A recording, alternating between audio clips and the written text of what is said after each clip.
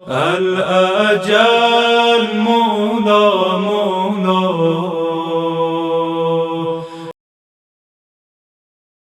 ما شاء اللہ لا حول ولا قوة الا باللہ العلی العظیم.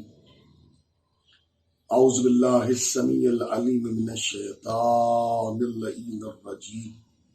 بسم اللہ الرحمن الرحیم. الحمد للہ رب العالمین والعاقبۃ للمتقین والنار للعاصین والجنۃ للمؤمنین. ثم الصلاة والسلام على الرسول الأمي المكي المدني القرشي الأجمي الهاشمي مولانا ومولى الثقلين محبوب رب المشرقين والمغربين جد الحسن والحسين أبي القاسم محمد اللهم صل على محمد وآله الطيبين الطاهرين المعصومين المظلومين المنتجبين المنتخبين المطهرين ولعنة الله على أعدائهم ومنكر فضائلهم ومسائلهم أجمعين. أما بعد فقد قال الله سبحانه تبارك وقوله الحق. بسم الله الرحمن الرحيم. فقلت استغفروا ربكم إنه كان غفارا يرسل السماء عليكم مدرارا. سلامات پڑھیں. اللہم صلی علی محمد. عزاداران مظلوم سید الشہداء و ماتمداران حضرت فاتح کربلا و عاشقان حضرت احمد مختار و فدائیان حضرت حیدر کرار، آپ سبھی بخوبی واقف ہیں اور کائنات عالم کو خبر ہے کہ یہ ایام، یہ دن، یہ راتیں ہمارے اور آپ کے مولا امیر المومنین حضرت علی علیہ الصلوۃ والسلام کی ذات بابرکت سے ملے ہوئے ہیں. اسی وجہ سے ہم نے ان ایام کو، ان لیال کو پیش نظر اور مد نظر رکھتے ہوئے ان 3 مجالس کے انعقاد کے پیش نظر جو موضوع منتخب کیا ہے وہ استغفار ہے. یعنی استغفار کے موضوع پر یہ 3 مجالس آپ حضرات سماعت فرما رہے ہیں، اور آج 3 مجالس کی پہلی مجلس آپ حضرات حاضر کی جا رہی ہے، جس میں سورہ نوح میں پروردگار نے اپنے بندے نوح کی عظمت اور ان کے مقام کو اپنی مخلوق کے سامنے بیان کیا کہ ہمارے بندے، ہمارے عبد، ہمارے حجت خدا نوح کی فضیلت زمانہ سمجھے کہ جب طرح طرح سے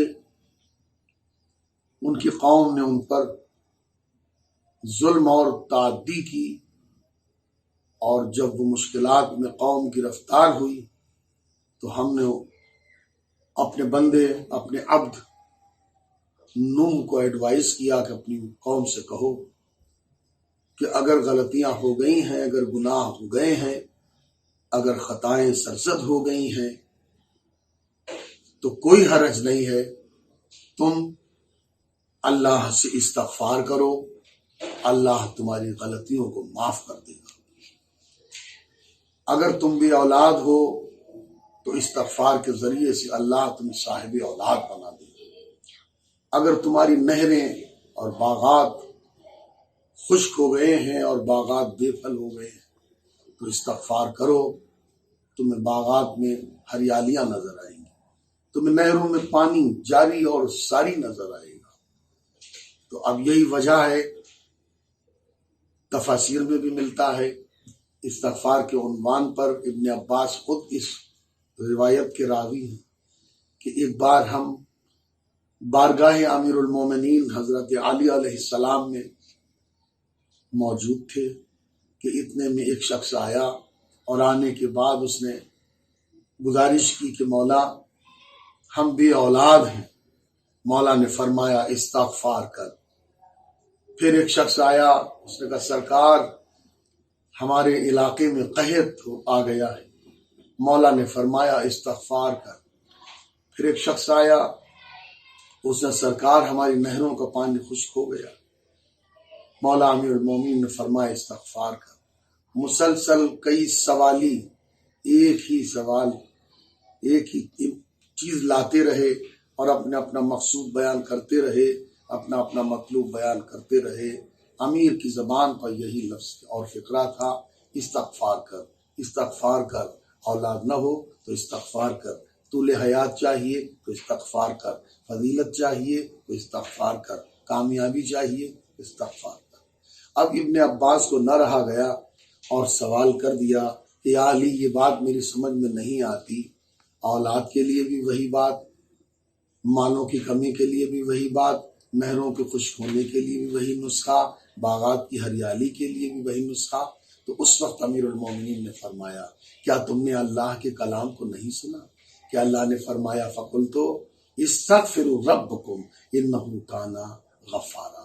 یاد رکھو کہ جب انسان گنہگار ہوتا ہے اور اللہ سے بخشش اور استغفار کرتا ہے تو اللہ اسے معاف کرتے ہیں۔ صرف یہی نہیں بلکہ اللہ فرماتا تم استغفار کرو گے، تمہاری نہروں میں اگر پانی نہیں ہوگا ہم نہروں میں پانی جاری کر دیں گے، باغات خشک ہو گئے ہوں گے تو ہم باغات میں ہریالی پیدا کر دیں گے۔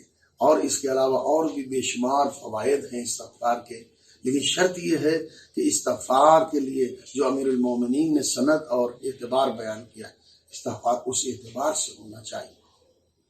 جیسا کہ مولا نے فرمایا استغفار کے لیے چند شرائط ہیں، اور وہ کیا ہیں کہ گناہ میں جو زندگی گزری ہے اب آئندہ کے لیے مصمم ارادہ ہونا چاہیے کہ وہ گناہ نہ ہو، اور توبہ اور استغفار ایسا ہونا چاہیے کہ جو پسینہ نکلا ہے گناہ میں وہ پسینہ استغفار میں نکلنا چاہیے۔ انسان کو اس طریقے سے اپنی زندگی کو اطاعت معبود میں، ذکر الہی میں مصروف کر دینا چاہیے، اور آئندہ گناہ نہ کرنے کا مصمم ارادہ ہونا چاہیے۔ تو اس طریقے کا استغفار جب بندہ کرتا ہے تو اللہ اس کے استغفار کو قبول کرتا ہے، اللہ اس کی توبہ کو قبول کرتا ہے اور اسے معاف فرما دیتا ہے۔ اور یقین جانیے کہ آج کل کا جو ماحول ہے وہ بھی بہت ہی ٹیپیکل ماحول، مہاماری کا دور ہے اور وبا پھیلی ہوئی ہے چاروں طرف۔ دوسرے اللہ کا احسان ہے، اس کا کرم ہے، اس کی مہربانی ہے کہ اس نے چند روز مصیبتوں کے بعد فوراً ہی رحمتوں میں ڈوبے ہوئے مہینے کو ہمارے اور آپ کی فلاح و بہبود کے لیے سامنے پیش کر دیا کہ دیکھو گھبراؤ نہیں، یہ ماہ مبارک ہے رمضان تمہاری فلاح و بہبود کا اعلان بن کے آیا ہے۔ یاد رکھو یہ رمضان کا مہینہ بڑی بزرگی کا مہینہ ہے، سعادت مندی کا مہینہ ہے۔ جو انسان اس ماہ مبارک رمضان میں اپنی لائف کو بنا لیتا ہے تو وہ انسان ہمیشہ کے لیے کامیاب کہا جاتا ہے۔ اور یہ ہمارے اور آپ کے واسطے مومنین بہت بڑا شرف ہے جو اللہ نے کائنات عالم کی کسی قوم کو نہیں دیا۔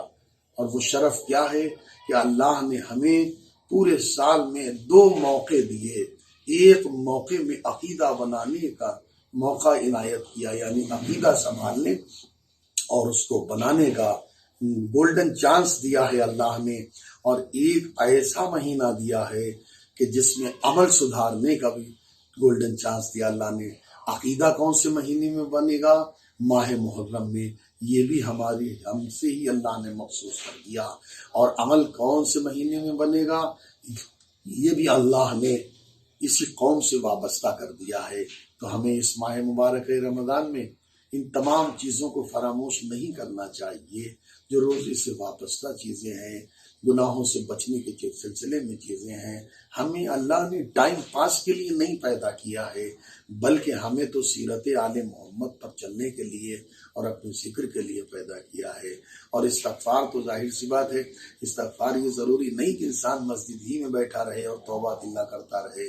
استغفار کے لیے ضروری ہے کہ ولایت علی کا چراغ دل میں روشن ہو اور زباں پر اطاعت پروردگار کا قصیدہ ہو، کسی کو ستایا نہ جائے، کسی کی غیبت نہ کی جائے، کسی کو برا بھلا نہ کہا جائے۔ اور پھر بات آئی ہے تو آپ کی خدمت میں گزارش کر دوں، ابھی ایک کلپ آیا تھا، بڑا اچھا لگا مجھے، میں نے سوچا آپ تک بھی میں پہنچا دوں۔ بیان کرنے والا بڑا پڑھا لکھا آدمی بیان کر رہا تھا کہ ایک شخص ایک فقیر کے پاس پہنچا، اور کہا بابا صاحب بڑے محترم ہیں آپ ہمیں کوئی ایسی چیز بتا دیجئے کہ جس سے ہمیں قوت بھی ملے، سرداری بھی ملے اور ہمیں سکون بھی ملے۔ تو انہوں نے کیا بتایا؟ انہوں نے بتایا بیٹا ایک ہی چیز کا خیال رکھو، کیا تم لوگوں کو معاف کرنے کی عادت ڈال لو، اللہ تمہیں قوت بھی دے گا، طاقت بھی دے گا، سرداری بھی دے گا۔ یقین جانیے کہ یہ طاقت، یہ مشورہ، یہ ایڈوائز یہ فقیر نہیں دے رہا ہے، یہ تو اگر دیکھا جائے احادیث معصومین سے عالم وجود میں آنے والی چیز ہے، یہ کوئی معمولی چیز نہیں ہے۔ ہر امام کا دستور یہی رہا ہے کہ معاف کرنا سیکھ لو تاکہ اللہ تمہیں معاف بھی کر دے اور تمہیں سرداریت بھی عطا کر دے، تمہیں قوت بھی عطا کر دے، کہ انتقام لینے میں نفس کی پیاس بجھتی ہے اور معاف کرنے میں اللہ راضی ہوتا ہے، سامنے سے دعائیں ملتی ہیں۔ یہ کتنا بڑا جذبہ ہے۔ آج دنیا انسانیت میں اگر سب لوگ اسی بات پر جمع ہو جائیں کہ ہم انتقام نہیں لیں گے، ہم معاف کر دیں گے، تو یقین جانی ہر چہار طرف سیرت معصومین ہی کا شہرا ہو جائے اور ہر طرف سیرت ائمہ جاری اور ساری ہو جائے۔ تو مومنین اور عزاداران حسین، مسلسل آپ بیان استغفار کے اوپر، فضیلت استغفار کے اوپر آپ سماعت کر رہے ہیں۔ یقیناً استغفار بہت بڑی چیز کا نام ہے، لیکن شرط یہ ہے کہ استغفار صرف زبان کا نہیں ہونا چاہیے، استغفار مخالفت نفس کا ہونا چاہیے، یعنی جو نفس آپ کا چاہ رہا ہے اس نفس کو آپ، اس خواہش کو، اس چیز کو آپ روک لیجئے، تب جا کے استغفار کیجئے۔ اللہ آپ کی استغفار کو قبول فرمائے گا۔ جیسا کہ میں نے آپ کی خدمت میں ابھی گزارش کیا کہ اللہ نے ہمیں اور آپ کو عبادت کے لیے، اطاعت کے لیے، محبت اہل بیت کے لیے پیدا کیا ہے، ٹائم پاس کے لیے پیدا نہیں کیا۔ لیکن معاشرے میں ہر جگہ تقریباً یہی چیز دیکھنے میں آتی ہے، ذرا انسان فرصت میں آیا، یہ موبائل پہ لگ گئے، ادھر موبائل پہ، ادھر واٹس ایپ پہ لگ گئے۔ اور یہ رحمت کا مہینہ آپ دیکھیں کہ کس طریقے سے اللہ نے بننے کے لیے یہ موقع فراہم کیا ہے کہ اگر رحمت کا مہینہ آیا ہے تو اس میں تلاوت قرآن کرو، اس میں دعائیں پڑھو، اس میں مناجات پڑھو، دعائے افتتاح پڑھو، دعائے مجیر پڑھو، دعائے مشلول پڑھو، دعائے یستشیر پڑھو، دعائے سباسب پڑھو۔ یہ تمام دعائیں روایت میں لکھی ہوئی ہیں اور ہر دعا سے الگ الگ اثر تمہارے وجود میں وقوع پذیر ہوگا، لیکن ہوتا بہت کم ہے۔ اگر کاش کہ یہ تمام چیزوں کا چلن جاری اور ساری ہو جائے تو کوئی بھی انسان پریشان نہیں ہو، کوئی بھی انسان لاچار نہیں ہو۔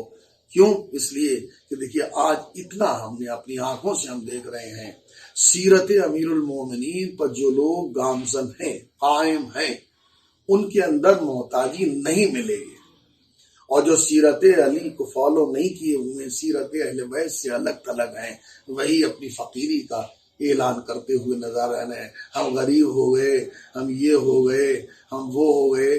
یہ انوکھا واقعہ تو آج عالم وجود میں نہیں آیا ہے، اس سے پہلے بھی طوفان آئے، اس سے پہلے بھی زلزلے آئے زمین پروردگار پر، اس سے پہلے بھی طاعون آیا جس کا ذکر قرآن میں موجود ہے۔ لیکن آپ دیکھیں ائمہ کے دور میں بھی زلزلے آئے، لیکن ائمہ نے ان زلزلوں پر کنٹرول کیا اور چند لمحوں میں ان زلزلوں کو، ان طوفانوں کو خاموش کر دیا۔ اب آج ظاہر سی بات ہے اگر ہم چاہیں تو سیرت معصومین کو صحیح طریقے سے فالو کر کے ان تمام چیزوں کو اپنے سے دور کر سکتے ہیں، ان تمام چیزوں کو اپنے قریب تک نہیں آنے دیں۔ لیکن وہی بات ہے، سچی محبت اور ہے، سچی چاہت اور ہے۔ اب اس دور میں آپ دیکھو کھانے والے بھی اور ہیں، کھلانے والے بھی اور ہیں، لیکن کھانے والوں میں اب آپ دیکھیں صحیح محبت نظر نہیں آتی، لیکن وہی دوسری طرف آپ دیکھیں جو بانٹنے والے ہیں، جیسے راشن پہنچانے والے ہیں، کھانا کھلانے والے ہیں، روزہ افطار کرانے والے ہیں، ہم نے کبھی نہ ان سے سنا کہ اتنی مصیبتیں آ گئیں، یہ ہو گیا وہ ہو گیا۔ ارے ان کے اندر چہروں پر تو گلاب کھلے ہوئے ہیں کہ اللہ نے ہمیں اس موقع پر نیکی کرنے کا جذبہ عطا کیا ہے۔ تو سیرت امیر المومنین نے بڑھ کے آواز سے یاد رکھو، ایسے ہی موقع پر تو اللہ آزما رہا ہے کہ کون علی والا ہے اور کون غیروں کا ماننے والا ہے۔ تو ہمیں اپنی لائف کے کسی بھی دور میں، کسی بھی لمحے میں، کسی بھی ڈے یا نائٹ میں ہمیں مرثیہ خواں دنیاوی اعتبار سے نہیں ہونا چاہیے، حسین کے غم کے اعتبار سے مرثیہ خواں ہونا چاہیے۔ حسین کی مجلس ہے، حسین کا غم ہے، حسین کا ماتم ہے، اس سے ریلیٹڈ جتنے بھی معاملات ہیں ان کو فالو کرنا چاہیے، لیکن فقیری کا اعلان کسی کے بھی سامنے نہیں کرنا۔ کیوں؟ اس لیے کہ ہم فقیر کے ماننے والے نہیں ہیں، ہم جناب امیر کے ماننے والے ہیں۔ اللہم صلی علی محمد و آل محمد۔ تو حاضرین مومنین عزاداران، آپ نے سماعت کیا کہ یہ لمحے جو آپ کی خدمت میں گزارش کیے جا رہے ہیں، اسی سے ملتا جلتا اپنے نوجوانوں کی خدمت میں بھی ایک جملہ، بہت خاص جملہ اور بہت خاص پیغام بھی میں آج کی اس مجلس میں آپ تک پہنچانے کی سعادت حاصل کروں گا کہ جیسا کہ کوفے کے جب گورنر تھے امیر المومنین، تو بازار کوفہ سے امیر گزر رہے تھے تو دیکھا کہ ایک نوجوان دونوں ہاتھوں کو باندھے ہوئے اس جنب غفیر کے ایک پہلو میں، ایک گوشے میں کھڑا ہوا تھا۔ امیر نے کی نظر جب اس نوجوان پر پڑی تو امیر اس سے قریب پہنچے اور اس سے پوچھا، تم کون ہو؟ کیا کر رہے ہو یہاں؟ اس نے کہا، یا علی، میں کام تو کوئی بھی نہیں ہے میرا، لیکن میں یوں ہی وقت گزاری کے لیے، ٹائم پاس کے لیے، جیسے آج کل بھی کچھ نوجوان اپنے ٹائم پاس میں یوں ہی وقت گزار دیتے ہیں، جبکہ ایک ایک لمحے کا حساب محشر کے دن دینا ہے کہ یہ جوانی تم نے کہاں گزاری ہے، یہ راتیں تم نے کہاں گزاری، ایک ایک پل کا حساب ہمیں دینا ہے۔ اور حقیقت میں ہے، 3 چیزوں کا حساب بہت اہمیت کے ساتھ ہوگا۔ وہ کون سی چیزیں ہیں؟ ایک، مسجد کے سلسلے میں بڑی سختی کے ساتھ پوچھا جائے گا کہ محلے کی مسجد میں تھی تم نماز پڑھنے آئے یا نہیں آئے۔ دوسرے یہ کہ جو پیش امام اس مسجد کا تھا اس کے سلسلے میں بھی پوچھا جائے گا قوم سے کہ جو پیش امام تمہارا تھا اس سے تم نے کچھ مسئلہ پوچھا یا نہیں پوچھا۔ اور پھر اس طریقے سے تمہاری زندگی کے سلسلے میں تم سے سوال ہوگا محشر کے دن کہ یہ عمر تم نے کہاں گزاری۔ اگر کہا جائے گا کہ یہ عمر محبت علی میں گزاری، اللہ اکبر، اگر یہ کہا جائے گا یہ عمر عزاداری حسین میں گزاری، تو یہ موسٹ ویلکم کے نعرے بلند ہو جائیں گے محشر کے دن۔ اور اگر یہ کہا جائے گا کہ ٹائم پاس میں، تو یہی تو اپنے نوجوانوں کی خدمت میں آج ہم درس پیش کرنا چاہتے ہیں مجلس کی صورت میں کہ امیر کے زمانے کا واقعہ۔ امیر نے پوچھا، کیوں یہاں؟ تو اس نے کہا، ہم ٹائم پاس کے لیے۔ مولا نے فرمایا، لے چلو میرے دربار میں اسے۔ اپنے غلاموں کو حکم دیا، غلام دربار میں لائے، مولا تشریف فرما ہوئے۔ مولا نے فرمایا، اس کے 5 کوڑے مارے جائیں۔ اسے معلوم نہیں ہے کہ اللہ نے وما خلقت الجن والانس الا لیعبدون، قرآن میں فرمایا ہے کہ ہم نے جن و انس کو نہیں خلق کیا مگر یہ وہ ہماری عبادت کریں۔ اللہ نے عبادت کے لیے بندوں کو پیدا کیا ہے، ٹائم پاس کے لیے نہیں پیدا کیا۔ مولا نے فرمایا 5 کوڑے مارے جائیں۔ نوجوان اپنے کو بہت ہوشیار سمجھتا تھا، اس نے سوچا علی کا شیعہ کہہ دیں گے تو بچت ہو جائے گی اور کوڑوں سے بچ جائیں گے۔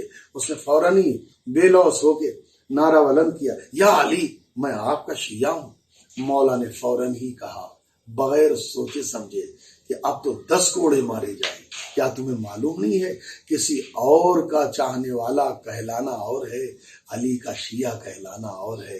تو عزیزو مومنین، عزاداران مظلوم سید الشہداء، یقیناً ہماری زندگی صرف زبانی محبت علی کی نہیں ہونا چاہیے، بلکہ کردار اور کارناموں کی زندگی ہونا چاہیے۔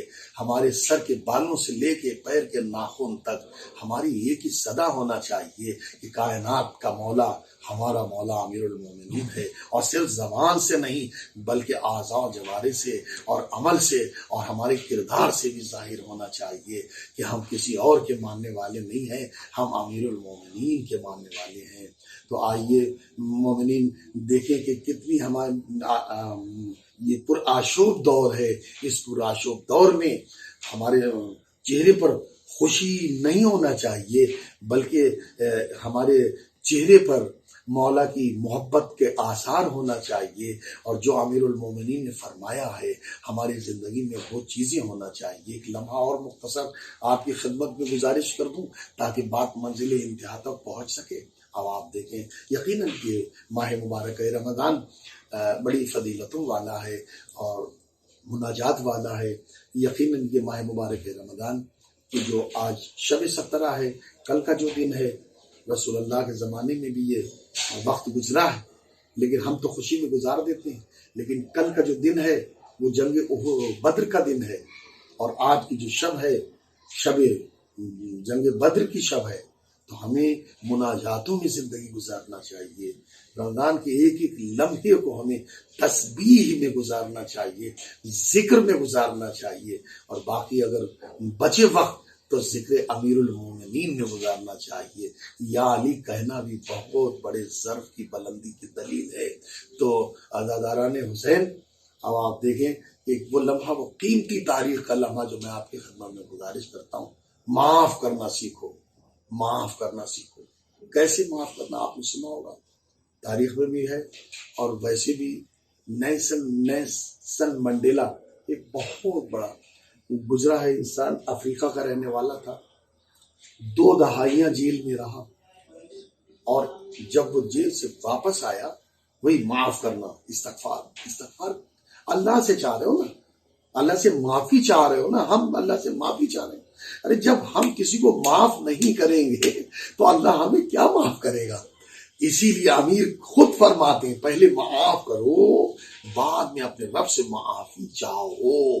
تو نیلسن منڈیلا جو تھا افریقہ کا بہت بڑا آدمی تھا اور بہت رئیس بھی تھا، 2 دہائیاں جیل میں رہا۔ جب وہ جیل سے واپس آیا تو کچھ کارناموں کی وجہ سے وہ پورے افریقہ، ساؤتھ افریقہ کا مین ہو گیا اور بڑا لیڈر بن گیا۔ جب وہ لیڈر بنا تو اپنے کارکنوں کے ساتھ شہر کی سیر و سیاح کے لیے نکلا، اور ایک دم اچانک اس کو بھوک کا احساس ہوا تو ایک ہوٹل میں پہنچی، اور پہنچ کے دیکھا کہ ہوٹل کی ایک میز پر ایک شخص بیٹھا ہوا ہے، اس کے سامنے کچھ کھانا رکھا ہوا ہے، لگ رہا ہے شاید وہ کسی کا انتظار کر رہا ہے۔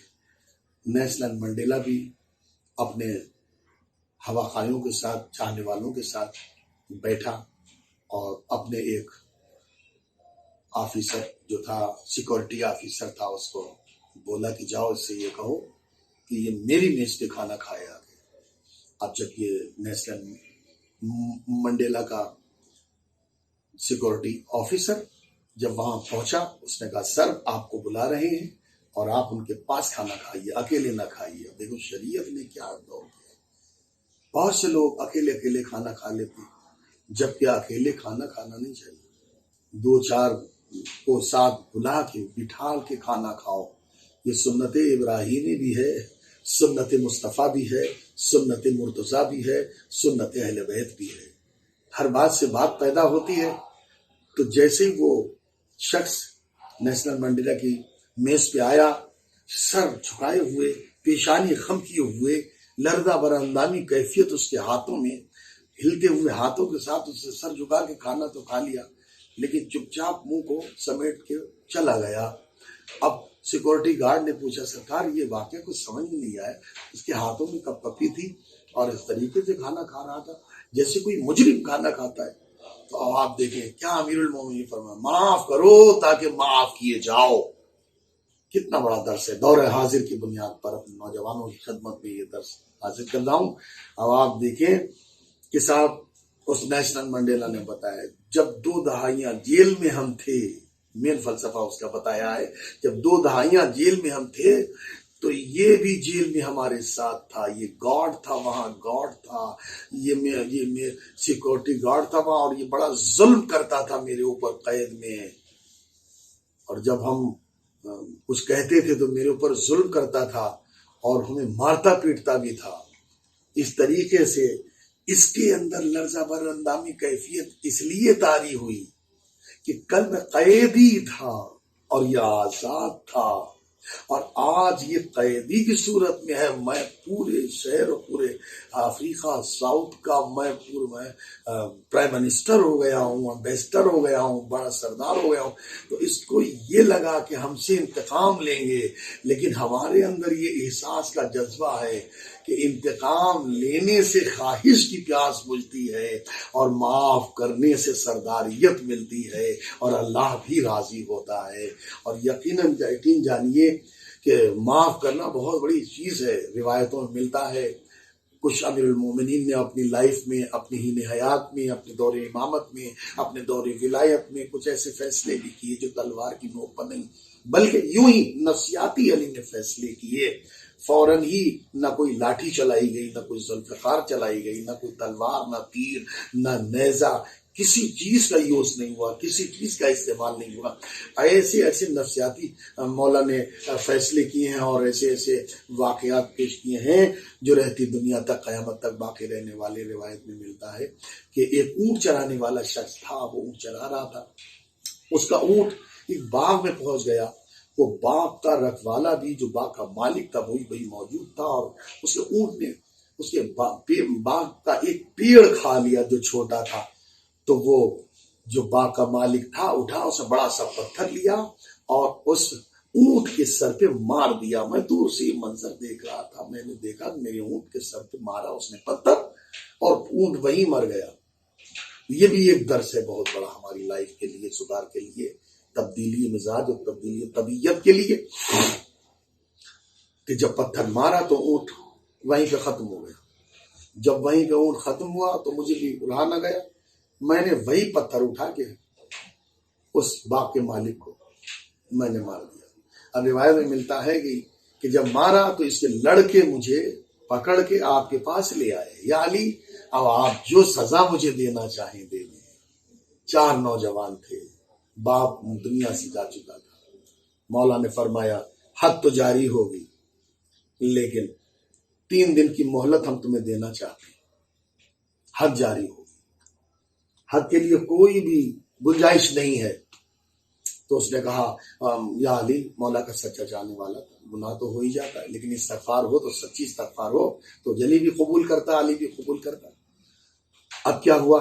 اس نے کہا یا علی، احساس، اس کو کہتے احساس، اپنا ہی احساس نہیں، اپنے سے پیچھے، اپنے سے سامنے، اپنے سے دائیں بائیں والوں کا احساس بھی ہونا چاہیے. تو اس نے کہا یا علی، ہمیں اتنی مہلت دے دیجئے تاکہ میں گھر جاؤں اور گھر جا کے کچھ پراپرٹی میرے انڈر میں ہے، میں اپنے بھائی بہنوں کو سپرد کر دوں، پھر اس کے بعد میں واپس آ جاؤں. اب لوگ بہت سے جمع ہوئے تھے، بڑا مجمع تھا.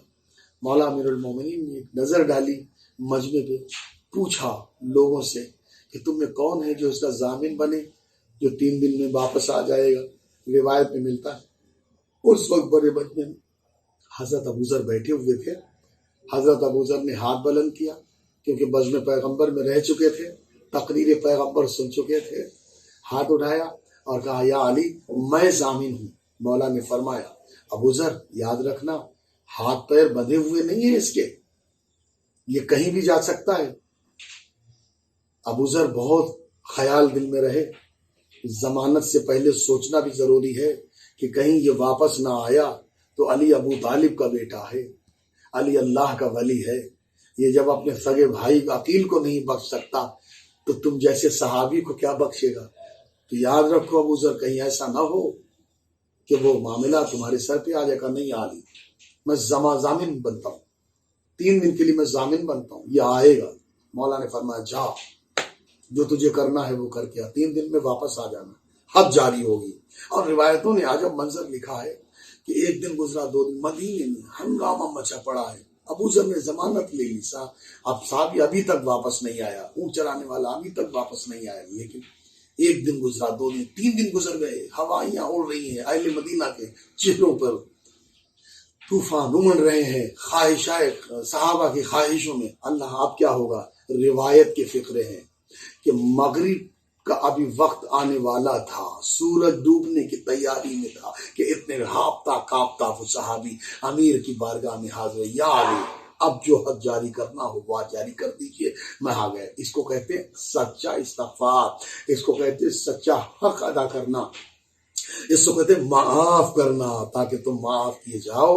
جتنا بھی معاملات عدل و عدالت کے ساتھ کہنے اسے حق جاری کیجیے۔ مولا نے سوال کیا، آنے والے سے، اونٹ چرانے والے سے سوال کیا تو چاہنے والا ٹھیک ہے ضرور ہے میرا، لیکن یہ بتا کہ تو آزاد تھا، تیرے پیروں میں بیڑیاں نہیں تھی، ہاتھوں میں ہتھکڑیاں نہیں تھی، تو ہر اعتبار سے آزاد تھا، لیکن پھر آ کیسے گیا؟ اسے سرکار مجھے خوف خدا کا وہ جذبہ کھینچ کے لے آیا کہ اگر آج میں وعدے پر وفا نہ ہوا، اگر میں آج وعدے پر پورا نہ اترا، مجھے خوف پیدا ہوا کہ کہیں پوری دنیا میری طرح بے وفا نہ ہو جائے، پھر سارا خمیازہ میرے گلے پہ آئے گا۔ مولا مسکرائے اور مسکرا کے کہا شاباش صحابی، ایسا ہونا چاہیے۔ اب ابو ذر سے پوچھا، مولا نے ابو ذر یہ بتاؤ، صحابی کا یہ انداز ہے، تو اب ابو ذر یہ بتاؤ کہ تم نے بے سوچے سمجھے کیسے ضمانت لے لی تھی کہ میں ضامن بنتا ہوں؟ تو ابو ذر بھی مسکرا کے کہتے ہیں یا رسول اللہ، یا علی، بزم پیغمبر میں نے رسول کی ایک تقریر اپنی زندگی میں سنی تھی کہ جو بھی انسان کسی ڈوبتے کے لیے تنکے کا سہارا بن جائے، اللہ اس کا سہارا بن جاتا ہے۔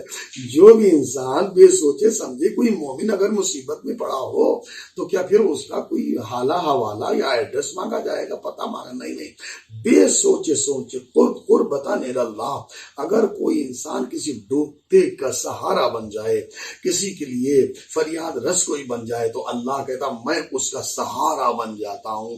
تو میں نے تقریر پیغمبر پر عمل کیا کہ اگر میں آج اس کا سہارا نہ بنوں، کہیں ایسا نہ ہو کہ دوسرے لوگ بھی اسی طریقے سے ضامن نہ بنے اور لوگ گمراہی میں مبتلا ہوتے رہے۔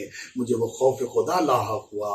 بس اب مولا امیر المومنین چاروں نوجوانوں کی طرف متوجہ ہوئے، اب یہ فرمایا اب انتقام لینا چاہو گے؟ انہوں نے کہا سرکار اب ہم انتقام نہیں لینا چاہیں گے۔ امیر نے پوچھا کیوں؟ کہا کہ ہم نے چرواہے کو بھی دیکھ لیا، ہم نے ابو ذر کو بھی دیکھ لیا، اور اس سے ہم نے نتیجہ یہ نکالا کہ جرم کتنا ہی بڑا کیوں نہ ہو جاؤ، جو معاف کرنے میں لذت ہے وہ انتقام لینے میں لذت نہیں ہے۔ ہم اگر اپنے دشمن کو معاف کریں گے تو اللہ ہماری خطاؤں کو معاف کرے گا۔ صلوات اللہم صلی علی محمد۔ تو عزاداران مظلوم سید الشہداء، مستقل طور پر آپ نے یہ الفاظ سماعت کیے، اور یقین ہے مجھے، اعتبار ہے مجھے، بھروسہ ہے مجھے کہ یہ سننے کے بعد آپ کے اندر بھی کچھ نہ کچھ یہ کیفیت تبدیلی ضرور پیدا ہوگی۔ اور یقین جانیے کہ جس مولا کا غم منانے ہم آمادہ ہوئے ہیں، یہ مولا کوئی معمولی مولا نہیں ہے، یہ کائنات عالم کا مولا ہے، پوری دنیا کا مولا ہے، کونین کا مولا ہے، یہ مشکل کشائے کائنات ہے، یہ اس نے خود نہ کھایا زمانے کو کھلایا، خود نہ پیا زمانے کو پلایا۔ روایتوں میں ملتا ہے کہ اپنی تقریروں میں امیر المومنین انہی رمضان کے ایام میں بار بار جب ابن ملجم مرادی مولا کی تقریر میں آتا تھا تو مولا اصحاب سے کہتے تھے پتہ ہے یہ میرا قاتل ہے، یہ مجھے قتل کرے گا۔ تو وہ عدامت الثاقبہ میں ملتا یہ ہے کہ اصحاب نے کئی مرتبہ آستینیں بھی الٹی اور کہا بھی یا علی جب آپ کو یہ قتل کرے گا تو پھر ہم آج ہی اس کو کیوں نہیں قتل کر دیں؟ مولا نے فرمایا نہیں، میری امامت کے عدل کے خلاف ہے کہ مجرم کو جرم سے پہلے اس کی سزا دی جائے۔ اپنی آنکھوں کے سامنے ہمارے اور آپ کے مولا امیر المومنین اپنے مجرم کو دیکھتے تھے، لیکن پھر بھی للہیت کا وہ جذبہ تھا کہ ایک لفظ بھی نہ کہتے تھے۔ ہاں یہ ضرور کہتے تھے کہ یہ کیسی دنیا ہے، کیسے لوگ ہیں کہ جنہیں ہماری معرفت نہ ہو سکی۔ افسوس امیر المومنین کو یہی ہوتا تھا۔ ہاں عزادارو، روایت یہ بتاتی ہے کہ شب 19 جب آئی تو اس رات مولا امیر المومنین علیہ السلام نے بی بی ام کلثوم کے گھر افطار کیا، اور جب 2 ظرف لے کے علی کی بیٹی اپنے باپ کے سامنے آئی افطار کے لیے، ایک ظرف میں نمک تھا، ایک پیالے میں دودھ تھا۔ مولا نے فرمایا ام کلثوم کیا زندگی میں مجھے تم نے دیکھا ہے کہ ایک وقت میں نے 2 غذائیں کھائی؟ یا تو نمک ہٹا لو یا تو دودھ ہٹا لو۔ ہاں دادارو، یہ وہ علی ہے۔ روایت بتاتی ہے افطار کا وقت گزرا، شب کے لمحے آگے بڑھے، نصف شب آئی، ذکر خدا میں علی نے گزاری، اور جب وقت سحر قریب آیا تو علی، روایت بتاتی ہے، گھر سے نکلنے لگے، نماز شب پڑھنے کی تیاری، گھر سے نکلنے لگے تو مرغابیاں جو گھر میں پلی ہوئی تھیں انہوں نے آگے آ کے راستہ روکا۔ اللہ، زمانے والوں نے مولا کی عظمت کو نہ پہچانا، مگر اللہ وہ جانور تھے مولا مشکل کشا کی عظمت کو پہچانتے تھے۔ راستہ روک کے اپنے بے زبانی میں کہتے ہوں گے کہ مولا آپ چلے جائیں گے تو کون ہمارا سہارا ہو۔ روایت بتاتی ہے کہ مرغابیوں کا جب یہ عالم دیکھا تو مولا حسن علیہ السلام کو بلایا اور بلا کے فرمایا بیٹا حسن دیکھو یہ بے زبان جانور ہیں، جب تک ان کو دانا پانی دے سکنا ان کو اپنے پاس رکھنا، نہیں تو انہیں راہ خدا میں آزاد کر دینا۔ علی آگے بڑھے، بیت الشرف کے دروازے پہ آئے، دونوں دروازے بند ہو گئے خود بخود۔ لگتا ہے کہ دروازے خود یہ جانتے ہیں کہ آج علی کا آخری سفر ہے۔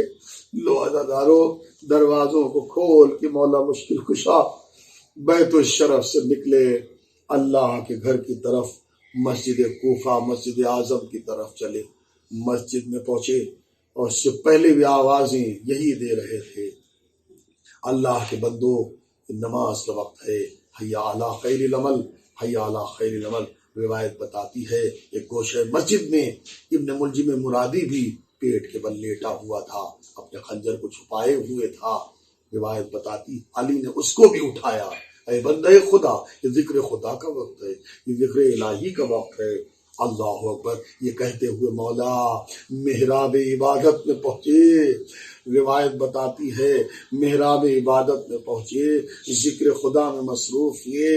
ادھر ابن ملجم مرادی نے موقع کو غنیمت جانا، اپنی تلوار کو بے نیام کر کے مولا مسجد کی محراب میں عبادت کر رہے تھے، اور اسی عالم میں روایت بتاتی ہے ابھی علی نے پہلی نماز کے پہلی رکعت کے سجدے میں سر رکھا تھا، اور پہلا سجدہ کر چکے، دوسرے سجدے میں سر رکھا۔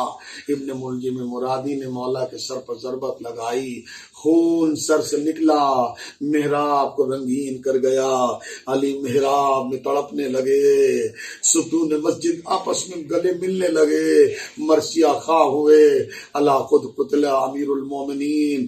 مسجد کو زلزلہ آیا، آوازیں بلند ہوئیں، یہ آواز پہنچی، دیکھا ام کلثوم کی آنکھ کھلی، آواز سن رہی ہے جبرائیل کی، جبرائیل آواز دے رہے زمانے والو علی قتل ہو گئے۔ حسن و حسین کا شانہ ہلایا، اٹھایا، بھائیوں اٹھو، ارے یہ آوازیں کیسی آ رہی ہے؟ حسن و حسین دوڑ کے مسجد میں پہنچے، کیا دیکھا؟ بابا کا سر زخمی ہے، بابا کا سر زخمی ہے۔ قریب پہنچے تو کیا دیکھا کہ ہوش میں علی ہیں، اور ایک جملہ کہتے بیٹو نمازیوں کی نماز کو تمام کر دو۔ لو عزادارو، جو نماز تمام ہوئی تو ایک گلیم میں اپنے زخمی بابا کو لے کے اللہ حسن و حسین بیت الشرف کی طرف چلے۔ بس آخری فکر عزاداران مظلوم سید الشہداء، رو سکیے تو رو لیجیے۔ روایت بتاتی ہے کہ گلیم میں رکھ کے امیر زخمی باپ کو دونوں شہزادے بیت الشرف کی طرف لے کے چلے۔